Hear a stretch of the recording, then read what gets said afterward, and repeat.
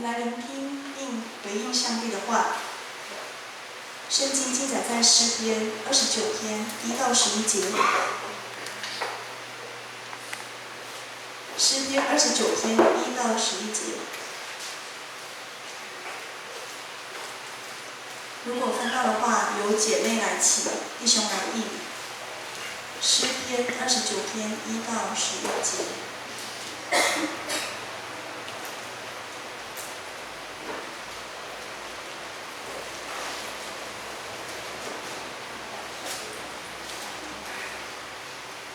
好，如果都翻到的话，姐妹起。神的众子啊，你们要将荣耀、能力归给耶和华，归给耶和华。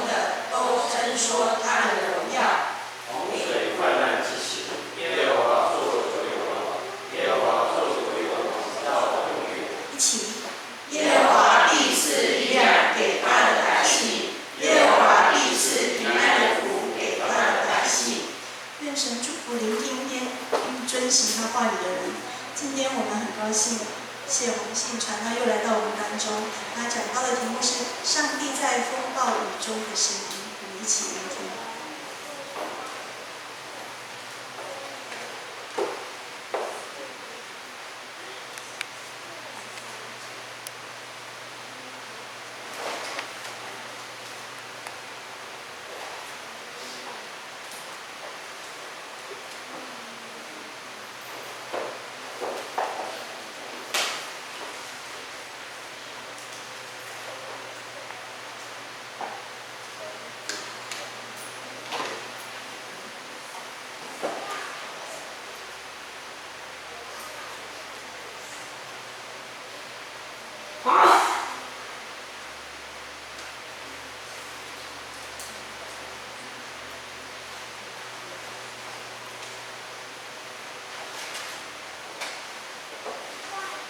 好，雾社教会的弟兄姐妹，大家平安。平安。今天我们又在主日的时候来到圣殿来敬拜上帝。更重要的是，在这敬拜的过程当中，我们要来聆听上帝话语的力量，与他的话语的信实、真实和真理。今天礼拜的过程到这个阶段，我们要进入一个礼拜的主题，就是在这一周的礼拜当中，我们要以这个文字的传道的事工，文字传道的力量，成为我们共同的体会、学习和思考。到底这个文字所代表、所讲的是什么样的文字呢？是我们的信仰里面、圣经里面所描写、所描述、所记载的文字，不只是在圣经里面的文字，更是你在经历、阅读了上帝的话语之后，你所体会出来那样生命与上帝同行的生命过程历练，你用话语将它写出来，这就是文字传道它的力量，它的帮助。今天传道刚来到雾社教会的时候，在楼下，然后就问了我们的同工说：“请问洗手间在什么地方？”那我就去简便的上了一下这个洗手间。哇，到一个这个传到这个厕所的时候抬头看墙壁上，我就看到你们牧师在最近很近期7月12号所写下文字传道、文字分享、文字事工奇妙的力量。礼拜时间已经很接近了，传道准备要上来，但是很奇妙，我已经上完厕所，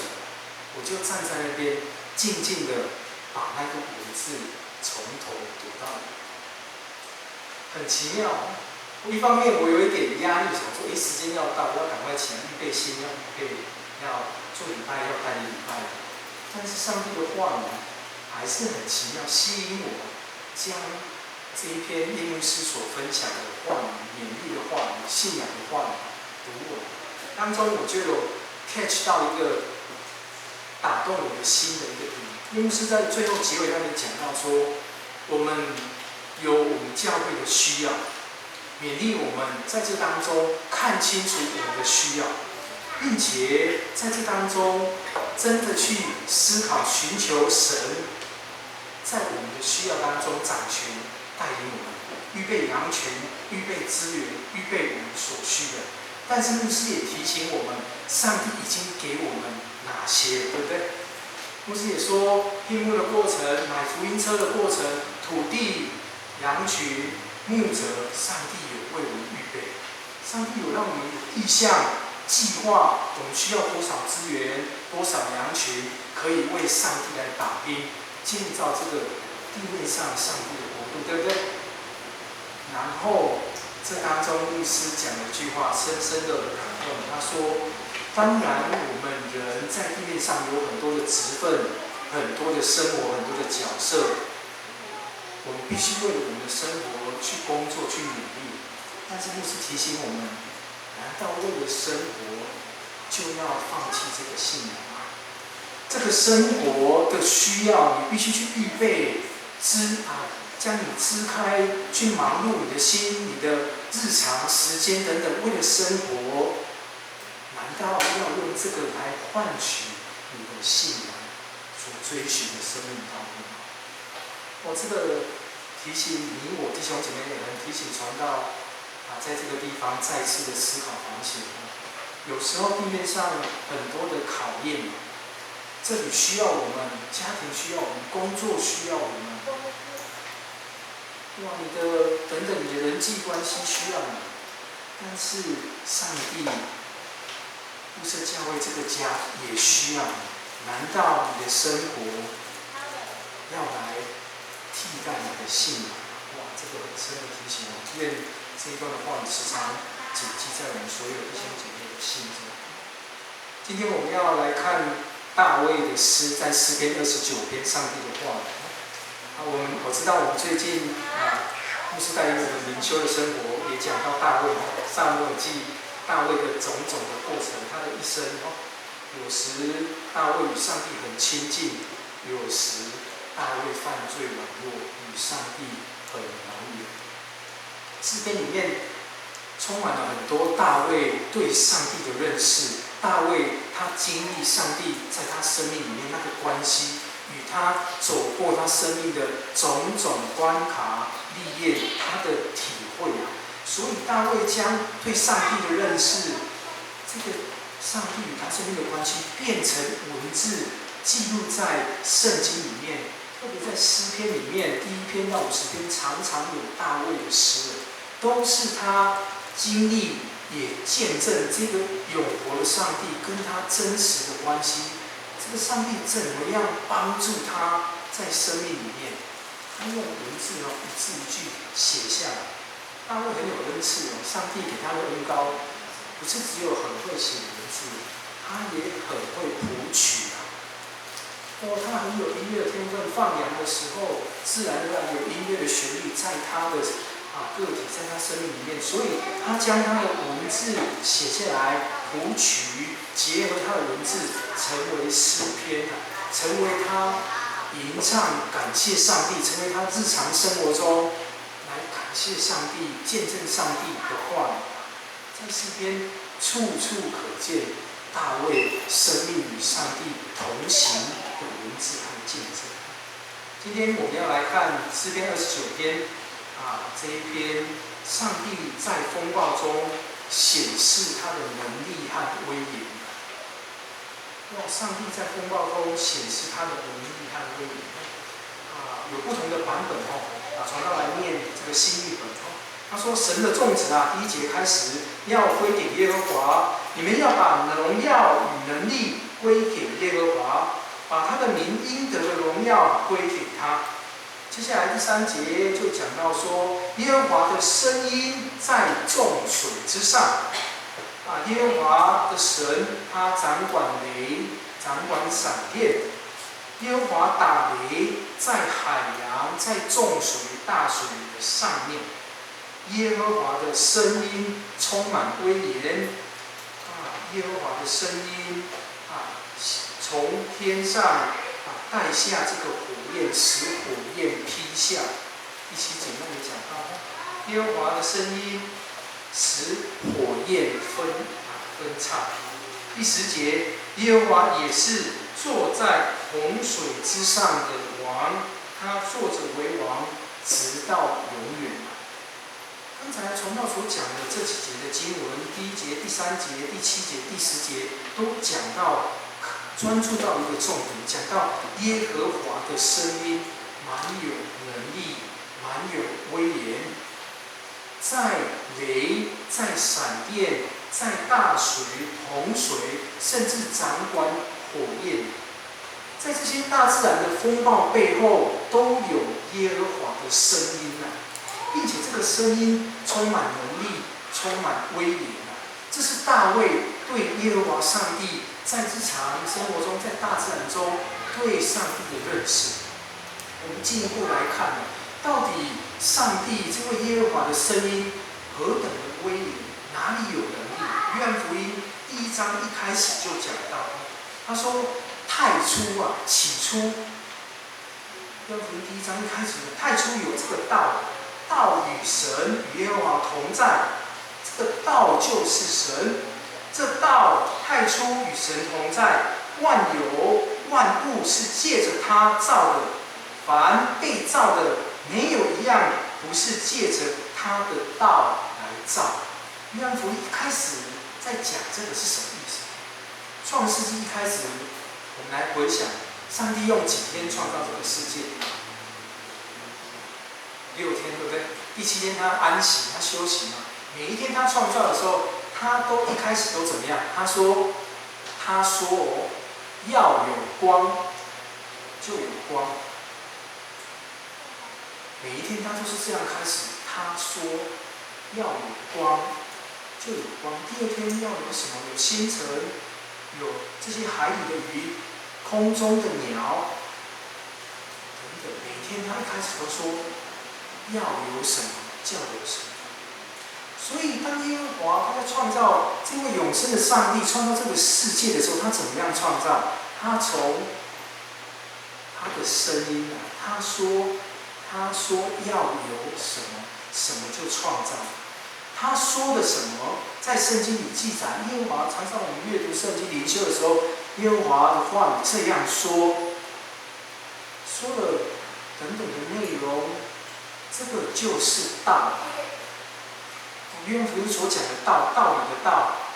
在希伯来文是 logos， 这个道，约翰的认识说什么？起初创造这个世界的时候，这个道，上帝的全能，这个道，他讲的话就与上帝同在，创造这个世界。所以每上帝行奇妙的事，他创造这个世界的时候，他都说：“我说要有什么？”用说的声音代表他的创造，他的能力和威严。这是我们对创造的过程的认识。上帝用说的，用话语爱这个世界，创造这个世界。诗篇29篇，今天我们所讲的我们来看在今天我们所读的经文，用我们乌瑟教会的方式来了解聚焦的经文我们都有操练这个灵修笔记聚焦的经文第1节、第3节、第5节、第7节、第10节，耶和华的声音充满能力，充满威严。为什么充满能力？他的话语可以创造出万物万有，从无到有。他创造出来的东西，让我们震撼，显现在我们眼前的时候，我们从心里，这个圣灵帮助我们起了敬畏的心，自然而然面对上帝的时候，就知道他是威严的上帝，是有能力的上帝。所以大卫这样劝勉，一开始讲说，将荣耀能力都归给这个创造万物的上帝。起初有道，道从口出，充满能力，充满威严。他的能力，他的威严，甚至充满到哪里？雷声是上帝所准备预备，打在水面上；闪电也是上帝借着他的话语控制。火焰从上面下来，控制火的也是上帝。甚至他坐在泛滥洪水之上，耶和华作王，在他的王位上控制这一切，直到永远。耶和华也是控制风暴背后的那一个上帝，控制火焰的上帝。出埃及记当上帝第一次向摩西显现的时候，他借着怎么样？一棵荆棘树，充满刺的荆棘树，使他的灵降活在这个树上面。然后那个树很奇妙，摩西看到的时候，他产生了好奇心：为什么这棵树着了火，却没有烧毁？它却没有烧坏，没有烧尽，一直烧，但是它树的原貌一直在那个地方。所以摩西就近的时候，上帝向他第一次出声音说：“摩西，摩西。”他马上知道，他回应说：“是，我在这里。”常常我们教会里面长老教会的一个标志，也可以看到一棵树。哇，如果没有仔细看，好像一棵榕树这样，哇，树叶充满，是一个圆融融、很大的一棵树。但是你仔细看，那一棵树的外面，好像树叶的那一层是火焰，代表的是什么？是上帝的大能，他的能力像火，他控制火在这个地面上永远烧，永远焚，却不熄灭。他的话语永远不会熄灭。世上万物都改变了，人会老去，关系会改变。世上万物都改变，唯有耶和华的话永远不改变。他的话语就是这么样的威严全能，甚至控制了大雷、闪电、水面上、洪水之上、火焰，都是背后这个掌权的耶和华上帝。我们聚焦的经文还要看到一个重点，今天我们最后第11节，纵使在这些风暴的背后，我们一起来看，耶和华依然赐力量给他的子民，耶和华也赐平安的福给他的子民。在经历去面对这个让人可畏害怕的风暴的时候，耶和华的力量赐给他的子民，他的平安也赏赐给凡认识他、求告他、依靠他的子民，这群儿女百姓当中。这个是我们今天要看这一节经文的重点。平安的力量赐给他的子民，在风暴当中。我们借着我们的灵修，从聚焦的经文之后，产生我们的默想与回应，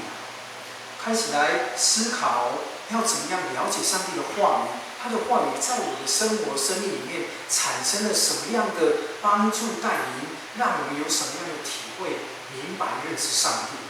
我们默想来回应。在我们今天所看的经文讲到说，掌管风暴背后的这个耶和华上帝，也是掌管火焰，也是掌管洪水的这个上帝。今年我们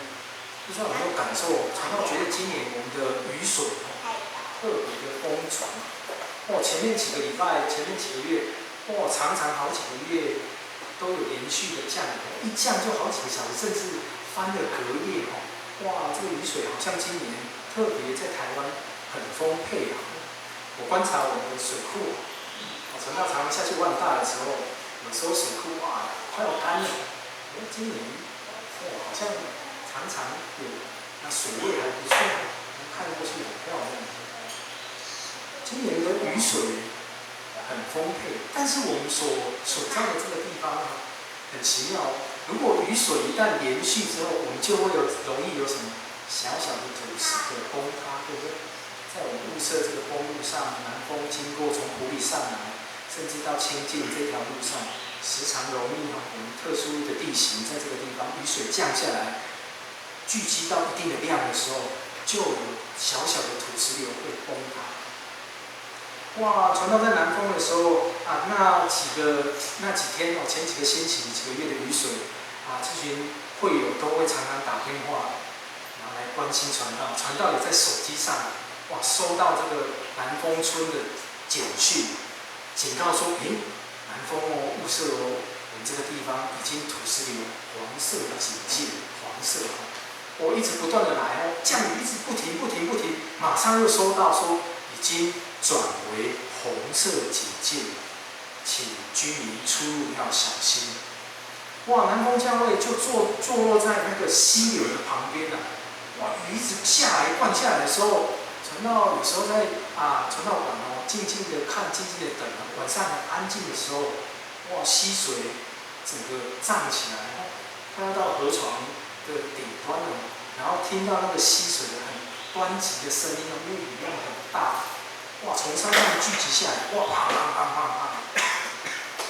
我的会友常常担心传道说，传道要小心你出入的时候小心那个洪水那个溪流的洪水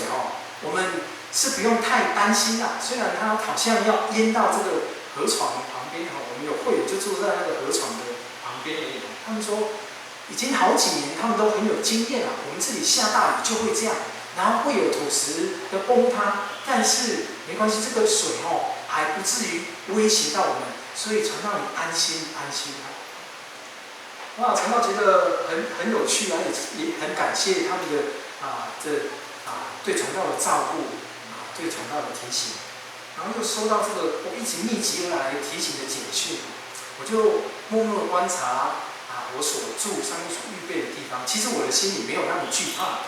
只是会觉得说，哇，这个地方的特色是这个样子，下雨会有土石的崩塌，雨水会涨起来，这个地方。后来在我灵修的时候，我看到这一篇的诗篇，我又觉得很有共鸣，很有趣。神在风暴背后的那个能力的掌权，他的威严。第10节讲到说，耶和华坐在洪水之上为王，洪水也属耶和华的管理，他坐着为王，直到永远。第11节继续讲说，必赐力量给他的百姓，将这个平安的福也赐予他的百姓。这我们的体会，在日常生活里面，上帝的话是这样说，这样子的提醒帮助我们。耶和华的话在第7节又讲说，他是掌管火焰的那一个上帝。在我们普里我们生活的地方，这个第3市场最近是火灾，对不对？哇，传道的会友也有在那个第3市场那边做生意卖这个卖吃的在那边生活。哇，那一天发生火灾的时候是圣灵降临节那一天，我们联合礼拜的那一天中午过后，我的会友说回到他的店家的时候，就看见这个火势已经开始烧起来。哇，中央那个区域，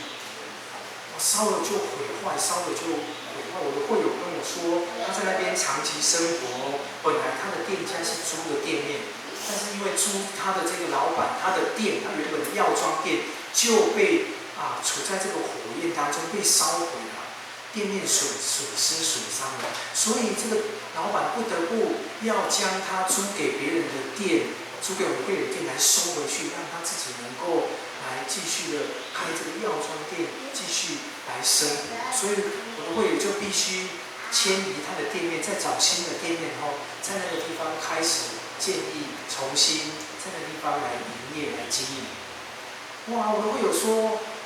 被烧到的这些店家每户都要赶快找邻近的地方有出租空的店面，要来出租，要来租借，要来继续的开店生意，因为烧毁的损失非常的不是小数目。有些人他的生财的工具，帮助他生活的工具，他的他的累积的一些财产都在那个店面里面，哇，一把火就烧完烧尽了。那在刚发生的这几周里面，时常这些店家受到损伤的店家，在那个地方都是很忧愁、很担心，因为他们没有办法有把握判到，哇，在我们埔里镇上的这一块原本规划的这块菜市场、第三市场这个地方，是不是真的能够重建、再建立起来，让他们能够继续在那个地方生活、工作。哇，因为现在有很多政府的规划新的规划，这样的地方可能有不一样的规划，所以他们很多的店家不止自己损失了，这样子的损失，他们也很担心他们的未来。我的会友，他的店家没有受到波及，但是因为他长期在那个地方生活，与那些店家都成为弟兄姐妹，都认识他们，所以在生活、聊天、在关心当中，都会知道他们现在的困境和处境。前几天传道下去巡视的时候，依然看见了哇，那些烧毁的这些遗骸还在整理有挖土机进去要重新打掉，要运输，要清理等等在恢复的过程，要一段的时间不是那么容易，又对这个未来没有把握。我们的话语告诉我们，这位耶和华上帝他是掌管背后风暴的这个神，甚至他也掌管火焰。但是许多人在我们日常生活，在第三市场生活的弟兄姐妹，他们还没有认识上帝。我就跟我的会友勉励说，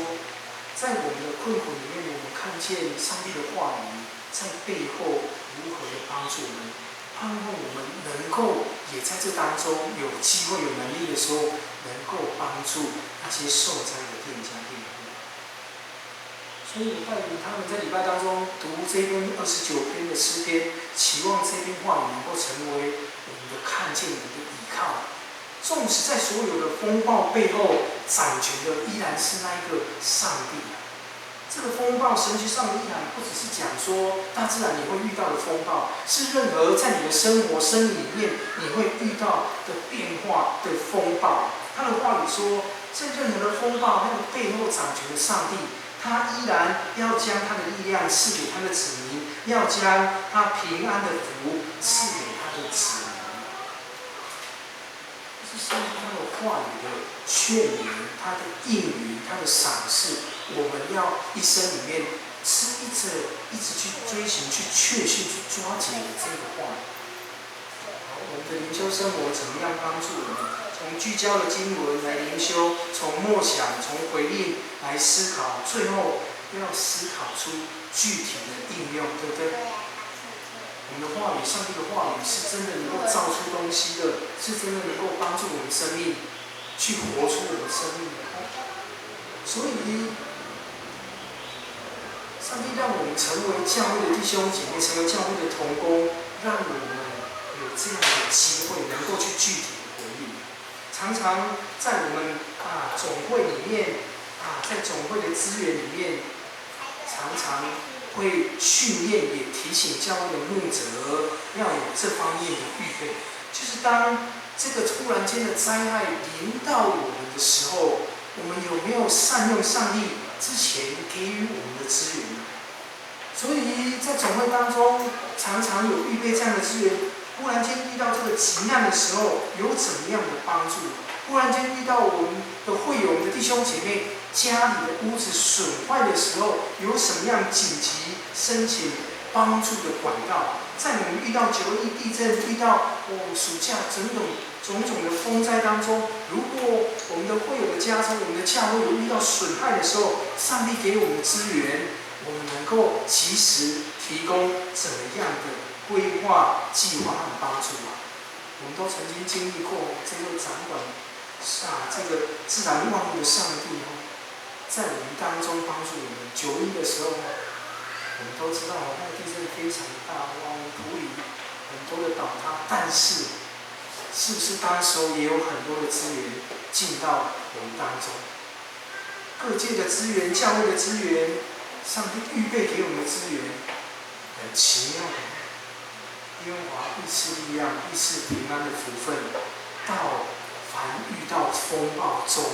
的这群我的子民弟兄姐妹，他们的生命里面。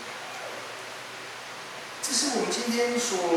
研读的话语，对我们一个提醒，并且让我们有一个确信。感谢上帝，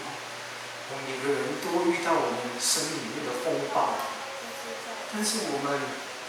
有机会有这个上帝他的话语，他的威严，他的能力帮助我们，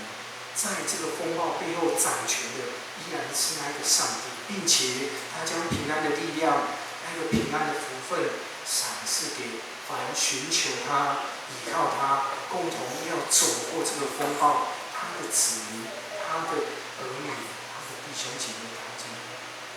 这是大卫他的体验，在早前好几千年前，他就这样子的体会。上帝的话语在今天也这样子的提醒、唤醒我们，成为我们的认识，让我们有机会明白去读到上帝的话语的时候，让我们有机会，上帝让我们担当到这个角色的时候，我们也可以去关心、关怀到我们周遭，去面临到风暴的弟兄姐妹。这是我们信仰里面超越我们能够真实去回应、具体去行为、去做出的机会。我们领受上帝的话语的时候，我们能够有机会思考、吸收、回应，有具体的行动。因为上帝的话语在这边的诗篇里面，再一次的提醒我们，不要惧怕那个风暴，因为那个风暴掌管一切的人是上帝，并且他将这个平安的福分，将他的力量依然赏赐给凡认识他的子民和百姓当中。愿上帝的话语成为文字，带出力量，时常帮助我们。今天传道也代表这个教会的文字事工来到物质教会来请安来报告。时常我们在教会的文宣教会公报也好，教会的短篇短集里面，都会看到上帝的话语。上帝的话语不是只有圣经的话语，他的话语是在他的百姓，在他的子民当中去体会，好像我们的灵修灵修日记一样，我们的笔记一样。当我们读上帝威严能力的话语之后，帮助进入到我们的生命，产生我们的回应，产生我们的决定，产生我们的行动的时候，甚至调整我们生命的决定和方向的时候，我们可以体会到，哇，这个文字传道、文字事工的力量何其的奇妙，何其的伟大！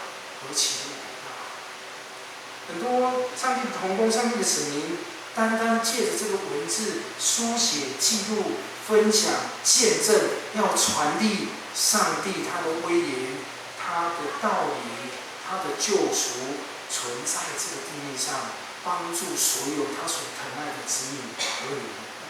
这是文字传道的力量，它也成为我们教会的力量。相信许多我们教会的弟兄姐妹受牧师的邀请来做这个灵修笔记的操练。传道看到你们写，实在不容易。有时在我们忙碌当中，要去做个训练不容易但是也唯独在这样不容易的过程经历当中，你去操练的时候，你才会真的体会到上帝在你的生命里面点点滴滴与你同行，别人都拿不走的。今天轮到你分享的，你自己体会最深的，上帝亲自要用他的话、文字的力量跟你讲的话，带领你生命的方向，你自己得到的最多。好像今天诗篇所讲的，耶和华他话语的力量，他平安的福分会进入到我们生命里面。也相信许多我们牧师教会弟兄姐妹还没有参与在这样的训练当中，愿上帝的话帮助提醒你们，也愿牧师同工鼓励你们，邀请你们进入这样的操练里面，你会经历上帝话语真实力量的强大，它在你关键的生命关键点里面会成为你帮助的基石，那种亮光指引你生命的方向，做那个不偏不倚的决定。帮助你走上这条永生拯救的道路。我们同心低头来祷告。主，你的话语奇妙可畏，充满威严，充满能力。所以在早先你的奴仆大卫的身上，他就这样经验了，在雷电、在风雨、风暴、在洪水、在火焰之上，背后掌权的依然是那一位永生的上帝。主，你的话语从创造这个世界就开始，并且带有奇妙无比的能力，令人敬畏，令人信服，令人顺服，令人追随，并且经得起时间永远的考验。感谢上帝，你的话语赏赐在圣经里面，让我们明白、领受，使我们眼睛看见，耳朵听见，心里明白、相信。转过头来，主，你就帮助我们。你的话语时常在我们每日的生活、生命里面锻炼、操练我们，使我们有机会在物色教会里面，借着牧师的带领，借着牧师的提醒，让我们在你的话语里面思考、训练、回应，生出具体生命的行动，能够来更接近上帝你儿女这样子的心意、这样的职分、这样的身份。主啊，感谢你将这一切永生的道理、永生的话语赏赐给我们，又在主日当中聚集，招呼我们，你的力量招呼我们来到你的圣殿，恭敬的来领受你的话语，进入我们心中来敬拜上帝。感谢上帝预备足够的资源在物色教会，让我们一步一步的见证上帝的恩典与带领，在这个地方差派你的仆人叶牧师在这个地方牧养你的儿女、你的羊群们，让他们一生敬畏上帝，紧抓着上帝这个家为中心，让他们思考，尽力的在生活与信仰里面做一个更加贴近你心意的选择。主，我们相信我们不够的、欠缺的，你为我们预备，也将我们足够的献上感谢奉献回归于你，感谢上帝。愿主你赐福带领物色教会前面他们所摆设的祷告，他们所要做的事工，关怀在你弟兄姐妹在生活周遭遇到风暴的弟兄姐妹，主将你话语带到他们生命里面，就是你将平安的福分、永远的平安带领到凡跟随你、求告你名这群地面上的人，这群你所疼爱的儿女，他们的生命里面。愿主你的话语时常点醒进入我们内心，时常帮助我们，也让我们有足够的心智，为了地面上文字事工这群为主你努力要宣扬主你奇妙话语的弟兄同胞，他们的资源、他们的需要，摆上我们的代祷，摆上我们的奉献，摆上我们的关心。主，愿你加添我们，让我们足够有智慧分配我们所领受的，回归现在你的面前，一切要荣耀高举你的圣名，行美好的事，祝福地面上所有的人，荣神一人。接纳我们的祷告，恭敬摆放在你的面前，这样祷告是奉主耶稣基督的名求，阿们。